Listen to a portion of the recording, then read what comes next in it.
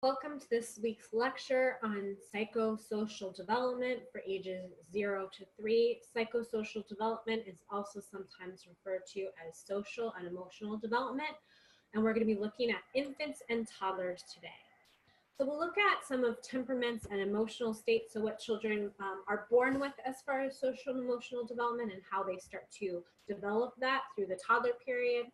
We'll talk about attachment and social development, how we can have children attach with us so that they know to trust us.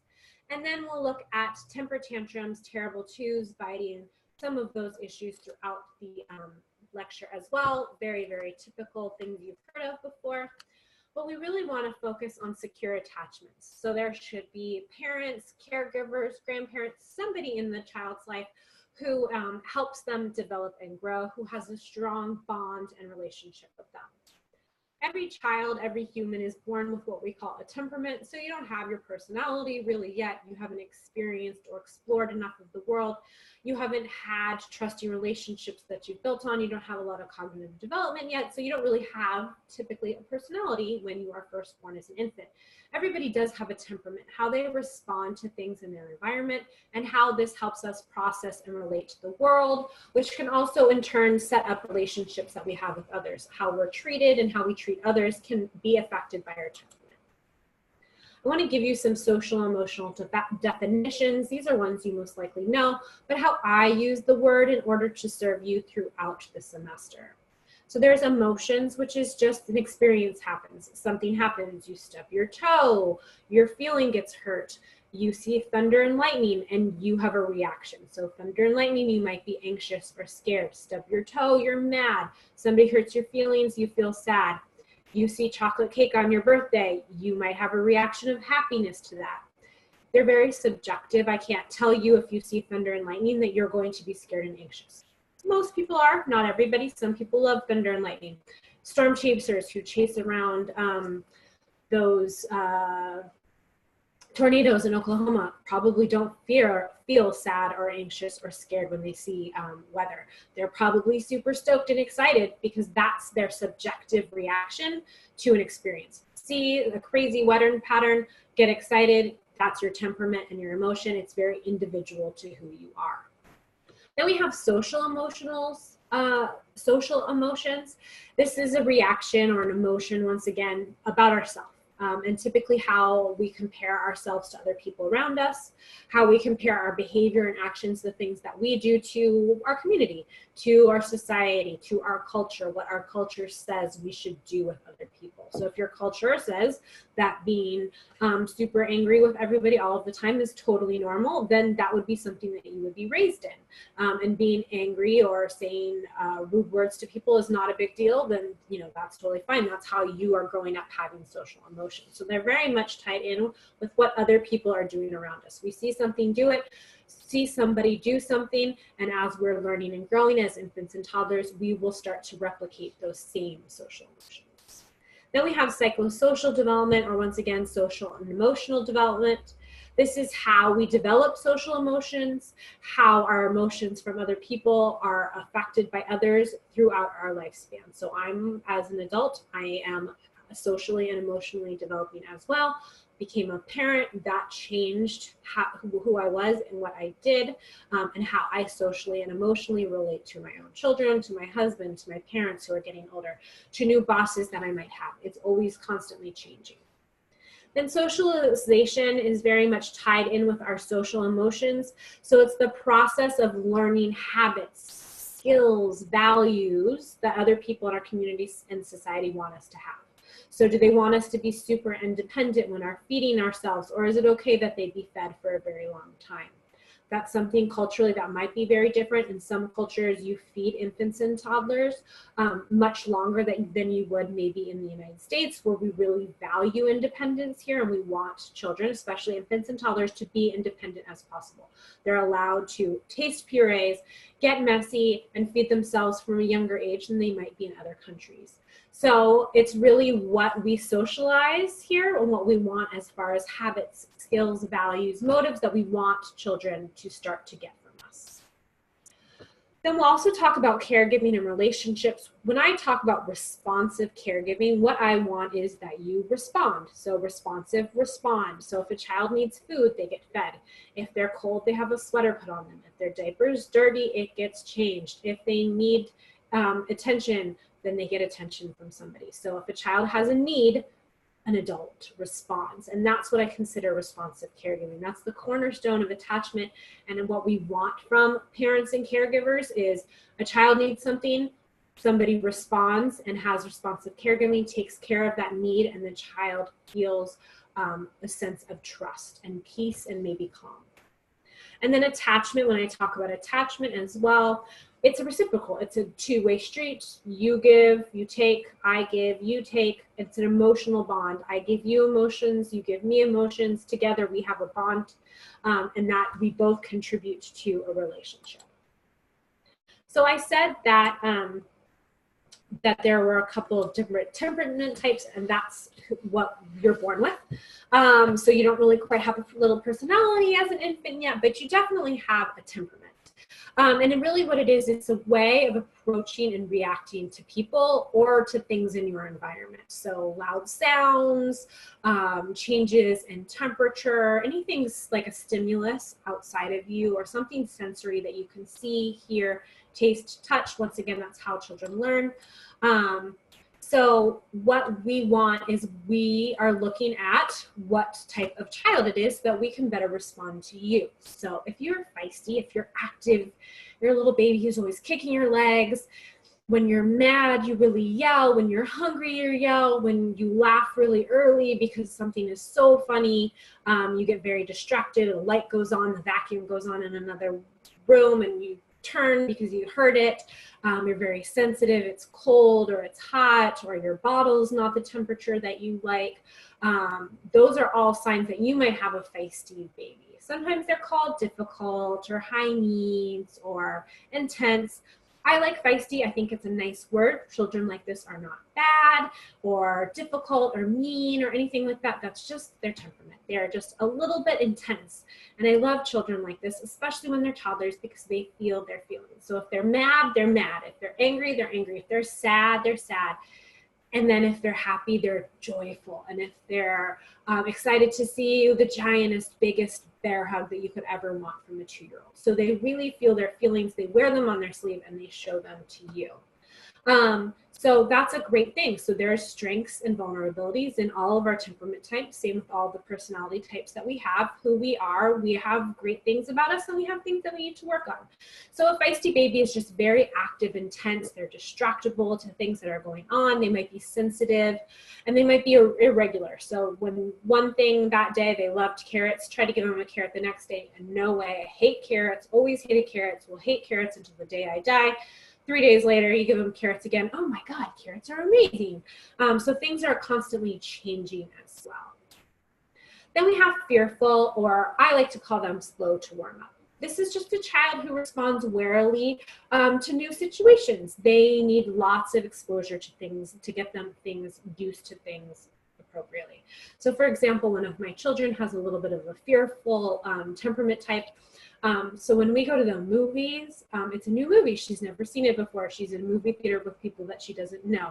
She can get a little bit anxious. So typically I will give her spoilers of the movie because she prefers that. She doesn't want to be scared by something. So we went to see the movie Coco.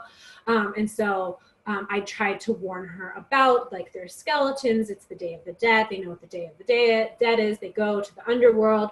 He's going to get out of it. You know, I gave her a total spoiler, but she needed to hear that because she was so into the movie. She was so scared that Miguel was not going to be able to get out and that he was going to be dead forever.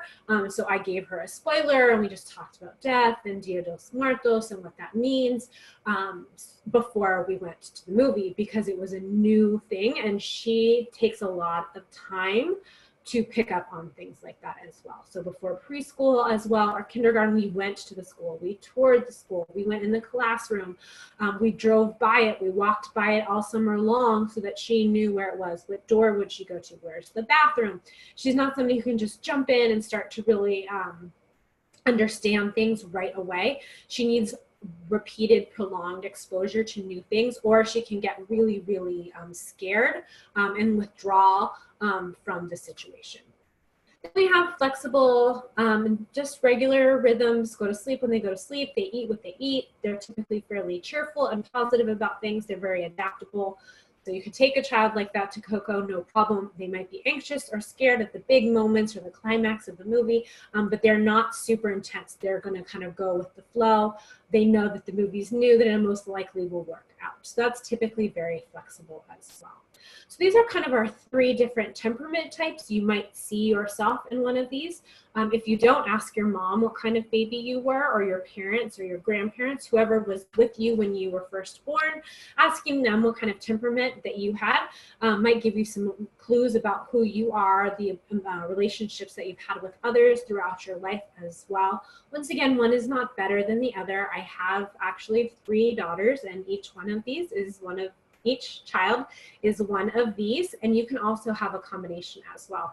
So I have a child who's definitely very flexible. I have one that's fearful, feisty, and then I have one who's feisty.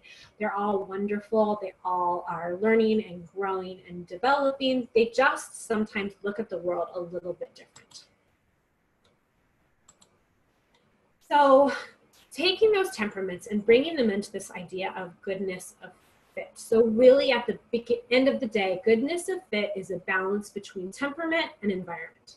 So if you are fearful, you might need help going to the movies because you're going to be scared. You're not going to know what's happening to the main character, and it's a little bit stressful for you.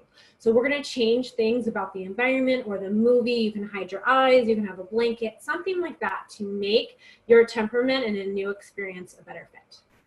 Same with a feisty child. They might need a little bit more support as well into doing new things or allowing them time to express their emotions throughout the day. So an environment is me as a parent or a caregiver, people who are in your environment, people are aware from us, around us, or things that are happening in the environment. I know one of my children is very sensitive to sounds, so when loud sounds go off, I like to make sure that I tell them about it, or when we see fireworks, we're far away from the fireworks so that the loud sounds don't bother them. And really, once again, it's a responsive caregiving. So my child is showing me that they have a need because they're fearful or flexible or feisty, and I respond to them appropriately. I might change the routine, or I might coach them to do something in order to make them happier and more understanding in environments and how they change. It really comes down to me, though. I'm the caregiver, I'm the adult. So when I know that there is a child in my life, either in my classroom or as a parent or somebody who I am just raising, then I know that I have the responsibility to change my behavior. So if I know that you react in a specific way, I want to change how I'm responding to you to support you and how you have your temperament. We're going to talk about 2 big parts of attachment. So I am now going to introduce you to Mr. Erik Erikson. Here he is. His name was Erik Erikson, and he is our major stage theorist. We're going to come back to his work time and time again throughout this entire class. You can look him up online if you want to. He had quite an interesting life as well. He lived to be quite old, and he gave us a lot of wonderful theory about how children develop socially and emotionally. Before this kind of time, specifically before the 1850s and Freud and some of our theorists started to come around in the 1900s as well, we didn't really think that children had a lot of social and emotional development. We just really thought of them as mini adults. So through the work of people like Erik Erikson, we learned that they're learning and developing from a very young age, but they look at the world a little bit differently than us. So he really looked at kind of a crisis, he would call it, in each stage. So what we're looking at in his first stage, so when a baby's first born, is trust versus mistrust. So if you have somebody who picks you up when you're crying and gives you a kiss, feeds you when you're hungry, puts you down in a crib when you're tired, plays with you when you're bored, then you will start to have trust. You will trust the world around you. You'll trust people around you. If you had somebody who didn't pay attention to you, that you sat in a soiled diaper for very long, you were often bored or ignored, or you didn't get food all of the time, or the food that you got was not what you wanted, you might have mistrust. You might see the world and people around you as scary, as mean, as unreliable, because sometimes you got your needs met, sometimes you did get your needs met, and it was always a toss-up. You know, how long am I going to sit in this dirty diaper? How long am I going to scream at night? I'm hungry. When do I get a bottle? So trust is important. It helps us form attachments and relationships. To have a relationship, a marriage, a friendship with other people, there's a certain amount of trust that this person likes you, that they have your best interests at heart, that they're not going to hurt or betray you on purpose. So you need to trust people in order to have those types of things happen. Mistrust is important as well. It's to protect yourself. Sometimes it's that gut instinct, like when something happens and you're just like, that was scary, or you're walking through, you know, a parking garage at night and you get that feeling in your gut like, oh, this is not a good situation, and you run to your car and you get out of there.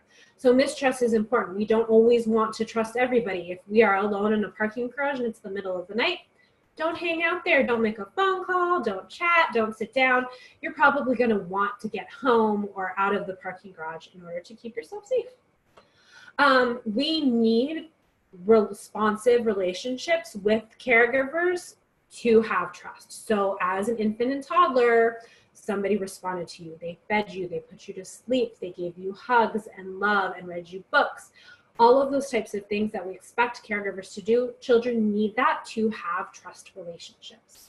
If you don't have that, if people don't meet your needs, then you view the world as scary, as unpredictable. You might struggle even into adulthood with forming healthy relationships if as a child you didn't have trusting relationships. And we've seen this in research as well. We looked at children who grew up in orphanages all over the world in the 70s and 80s, so large, almost industrial, so 50 kids in a room in cribs. Nobody's really getting their needs met. You know, each kid gets a bottle, they're fed, their diapers are changed, but there's not a lot of responsive caregiving. Books aren't being read, children aren't being rocked to sleep. When they cry, they're ignored because there's so many children that a couple of adults have to care for. We know that in some of those children, depending on early life situations, siblings in their lives, when they were adopted by foster or adoptive families or back to families of origin, there's a lot of things that go into it. But some of the children that grew up in very industrial orphanages really, really struggle with attachment through adulthood.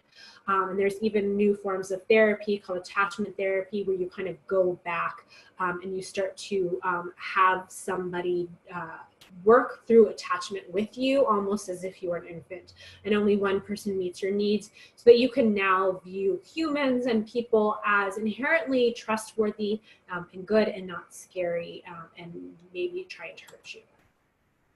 We also have attachment. So we have Mr. Bowlby and Miss Ainsworth, and they were British kind of social scientists who really, really looked at attachment as well. John Bowlby was very, very much interested in World War II. That's when he was kind of looking at social abilities.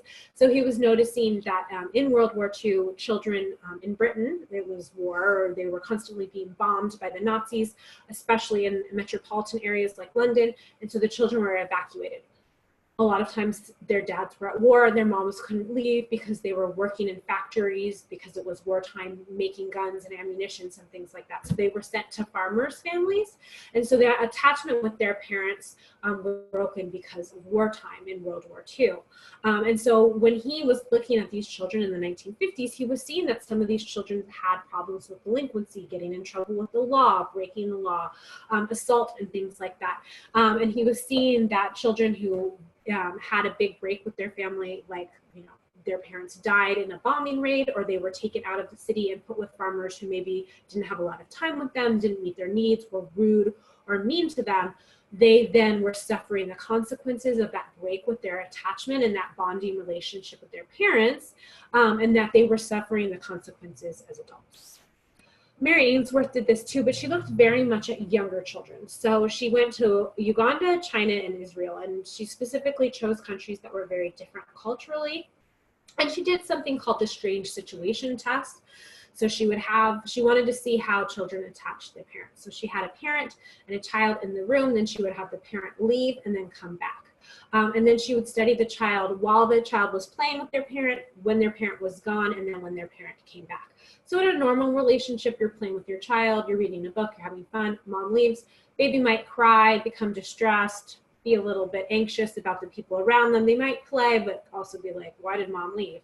And then they come back, yay, mommy, big hug, I'm so glad you're back. That's a secure attachment. That's what we would expect to see in an infant and toddler. Avoidant or anxious would be playing with mom, having an okay time, mom leaves, don't care that mom leaves, mom comes back, don't care that mom's coming back. We don't seem to have a relationship. She doesn't meet my needs very often. I don't see her as a caregiving or a parent. I just see her as a person who takes me places and sometimes meets my needs. Then we have kind of anxious as well. So you're playing, mom leaves, mom comes back, and you don't know what to do. Like you're looking like, is mom happy? Is mom sad? Is dad, you know, like whatever parent it is, what's their mood? So the child is already tuned in with like, is mom drunk? Is dad mad and gonna hit me? So they've already had some trauma and abuse in their life, and they don't know what parent they're getting. They don't know, is this a parent who's going to meet my needs, or is this parent, you know, having some substance abuse or some mental health issues that make them maybe not as responsive as they could be to me. And so I'm going to be anxious about our attachment. I'm not sure if this person is trustworthy or not. I'm still learning that. So when we look at her strange situation, we're seeing secure attachment, avoidant attachment, or anxious attachment. And this is in your textbook as well. And it's also very Googleable. Google. You can search it on Google or YouTube as well. There's some very nice videos on YouTube that show a child actually doing this if you wanted to learn more. So like a previous lecture when I was showing you physical development and what children are doing, they're crawling, they're jumping, they're pulling to stand, they're playing with crayons. I'm going to show you birth to 36 months and basic milestones for physical development. This is fairly broad because I'm trying to incorporate all different cultures. Once again, what we're teaching children about how to be a person and how to be social depends on the culture that you live in. So some specific cultures might prioritize different emotions or responses. So in Eastern European cultures, sometimes they allow people to express negative emotions like sadness or melancholy much more than Americans who are very like positive, smile all the time, we're all best friends, let's all get together all of the time. Other cultures might be more in touch with the more negative or connotated negative emotions. So this is quite broad. Just talking generally about a child from 0 to 3 months, you probably wouldn't think that they have emotions. They do. Not only do they need us to take care of them because they literally can do nothing for themselves. So they need to be fed, changed every 1 to 2 hours around the clock. At this age, it's a very time-intensive stage, but they're looking around. They are seeing just a couple inches, maybe a foot in front of them. They have various states of arousal as well, and they begin to smile socially as well, and that's great. About 8 weeks is when a child starts to smile, those first beautiful smiles like this, and it's so good to see that. After kind of weeks and months of the newborn period where you don't have a lot of reciprocal, you know, you're just holding them, they're adorable, but they don't really like interact with you. But once you get those smiles, they're so great. Then 3 to 6 months old, we're anticipating what might happen. Mom lifts up the baby's shirt, she blows bubbles, baby laughs. So baby knows when mommy lifts up my shirt, she's gonna blow raspberries. I think it's funny, and they start to laugh. They smile, coo, and laugh regularly at you, at dogs, at crumpled up paper, anything like that, anything new that they will sometimes think is very funny. They'll start to be angry or sad or cry or yell, I want my bottle, I want it now, my diaper, it has a poop in it, I hate this, change it right now. They're communicating with us, and they're also showing, I'm angry that my diaper's dirty, or I'm really, really mad and I want that bottle right now. They roll over and they start sitting up because they're exploring their environment. So it's physical and it's social. They're mobile, they're able to move and pick up new types of things and learn new things about the world. 6 to 9 months old, they're babbling, ba, ba, ba, ba, ba, da, da, da, da, da, da, da. They love social games like peekaboo. We learned cognitive-wise, that's part of object permanence, but mommy's gone, mommy's back, yay, so funny. They'll show a more bigger range of emotions starting about 6 to 9 months as well. They're surprised at things, they're joyful at things, they're frustrated when they can't get the toy that you want, or you take the dog bowl with the dog food away from them and they're frustrated with you because you stopped them from eating dog food. 9 to 12 months old, they might have some stranger anxiety. They only want one parent, or they only want grandparent. They just want the person that they want. They don't want to be held, or they don't want to look at somebody in the grocery store, you know, somebody that they don't know very well, like a neighbor might try to take them. Like, no way, no how, no new babysitter. I know my parents, I know what they look like, I know what my teacher looks like. A sub in my baby classroom is no good. I just want the person that I know, because I recognize faces and I know what mommy smells like or daddy looks like, daddy's beard feels like. That's the person that I want. And that's really, really typical. We want children to recognize our faces, who we are, what we do, and have that relationship and bond with us. They might have low emotional affect in outside environments as well, just kind of like a very flat face. So they're not showing joy or surprise or frustration, emotions that we know that they have, but they're not showing them on their face as much as well. Specifically out and about, going with that stranger danger or anxiety, they're not really showing people their emotions or anything like that. They're trying to figure out who's a stranger, who's a friend, who's a family member, who's not. That's all part of their understanding of those concepts. They might have loved an activity and now they really, really don't like it anymore. Like they loved a specific book and then you read it, Hippos Go Berserk. I know that book by heart because I read it 90 billion times to my twins. One day, Hippos Go Berserk was the stupidest book around and we never read it again. It was like hot and cold, and that's totally understandable. Once they've mastered a task like stacking or beading or coloring or something, they might not feel the need to continue to do it, but while they're learning it, they're doing it a lot. At 12 to 18 months old, so year to year and a half, they're exploring, and I call parents or caregivers base camp. So like if you're climbing the Himalayas, you go up, but you start, you know, at a certain point in the Himalaya mountains. Mom and dad are like that. They're at the park, you can see them. I'm gonna go explore. I'm gonna go put some wood chips in my mouth, or look at another child, or sit on the swing, or go up and down the slide, but I want mom and dad within kind of arm's reach, or being able to talk to me, something like that. They're my base camp as I actively explore. They assert themselves as well. So telling you no, screaming, throwing food. They can't be like, hi mom, I just like peach ice cream. I would like vanilla ice cream. A 1-year-old can't do that. So they are telling you, I hate peach ice cream by throwing it or screaming no or yelling. Is it fun? No. How else are they going to communicate? We need to teach them the word. So as they're throwing it, say, don't throw. Do you want something else? Or can I help you? Or help please. Giving them the words and the understanding so that they can assert themselves. We want them to be able to say what they like and don't like. That's going to help us a lot, but it's not necessarily going to make a lot of sense.